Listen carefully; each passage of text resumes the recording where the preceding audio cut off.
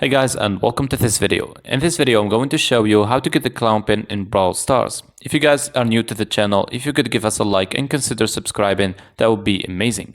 Okay, let's get straight into it.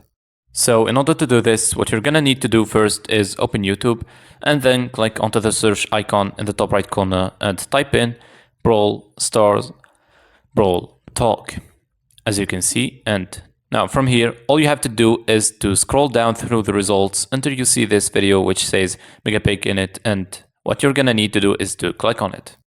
So this is the video, and now what I'm gonna do is pause it, and after that what I'm gonna do next is look for the video description by clicking onto more down here.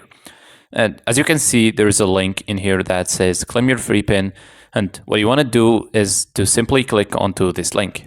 What this is going to do is open Brawl Stars, as you can see, and what you will need to do is press onto claim reward.